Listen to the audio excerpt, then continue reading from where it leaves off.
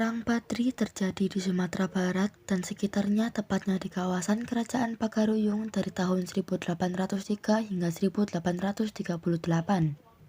Perang ini terjadi akibat adanya pertentangan dalam masalah agama sebelum berubah menjadi peperangan melawan penjajahan. Pada abad ke-9, 3 orang ulama Minangkabau kembali dari Tanah Suci, yaitu Haji Miskin, Haji Piabang, dan Haji Sumanik. Mereka mempelajari dan mengembangkan aliran Wahabi, yaitu gerakan yang menghendaki agama Islam dilaksanakan secara murni sesuai dengan Al-Quran dan Al-Hadis. Gerakan mereka disebut Gerakan Patri, artinya tokoh-tokoh agama atau ulama. Tujuan gerakan ini adalah memperbaiki masyarakat Minangkabau dan mengembalikan mereka pada jalan yang sesuai dengan ajaran-ajaran Islam yang benar. Assalamualaikum, saudara. Dalam menegakkan aliran agama Islam, apa yang seharusnya kita laksanakan untuk daerah ini? Waalaikumsalam warahmatullahi wabarakatuh. Daerah Minangkabau ini memiliki kondisi masyarakat yang bertentangan dengan aliran Islam. Bagaimana kalau kita berusaha menerapkan al-hadis dan ajaran Islam berdasarkan kitab suci Al-Quran pada daerah ini, saudara?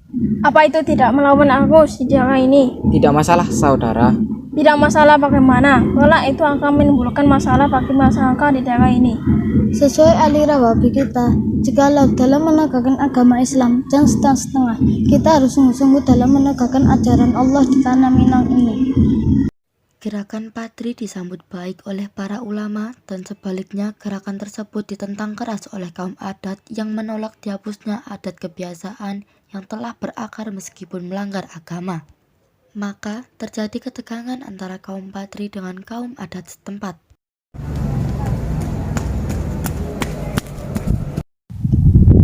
Aku mendengar berita bahwasanya para ulama akan menegakkan ajaran di tanah Minang. Lantas apa yang kau cemaskan? Oh, aku menduga yang kau cemaskan adalah tentang ajaran mereka yang bertolak belakang dengan warisan leluhur kita. Ya, secara garis besar itulah yang aku takutkan. Bagaimana langkah kita untuk mencegah hal tersebut? Apakah kita perlu berperang? Saya punya kabar bagus untuk masalah yang sedang kalian hadapi. Kabar apakah itu, Tuan? Kabar bagus itu ialah kedatangan para bangsa Belanda yang bisa kita manfaatkan untuk perlawanan ulama-ulama tersebut.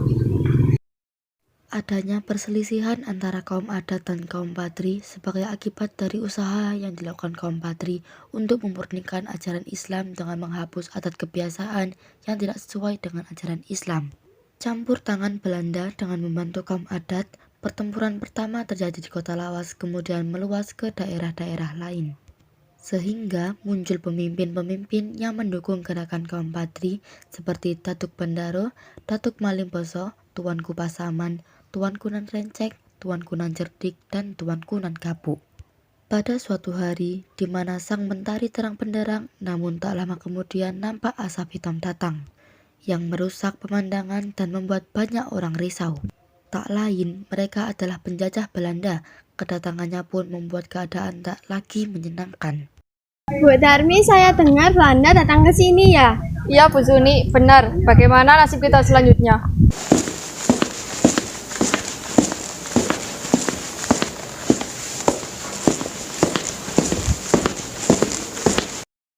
Tunduklah kalian pada ayam. Tunduk dan beri hormat. Kalau tidak, your house dan seisinya menjadi milik kami. Please ambilkan mereka sembako. Oke, James. Siapa di sini yang paling kalian sekali?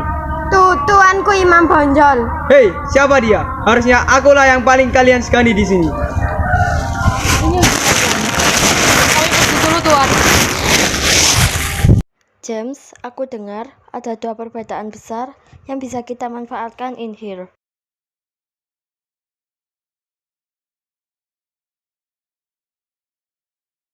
Tahun 1822 terjadi pertempuran di Baso dipimpin oleh Tuanku Nan Rencek. Di Borneo, kaum Patri berhasil menyerang pos Belanda yang dipimpin oleh Letnan Martius dan Kapten Bruce. Kawan-kawanku, mari kita berjuang untuk menegakkan agama Allah. Allahu Akbar. Darah yang mengalir demi tanah Minang ini akan dihitung jihad untuk menegakkan agama Allah. Pasukanku, pertahankan benteng ini demi kejayaan bangsa Belanda. Roger that, sir.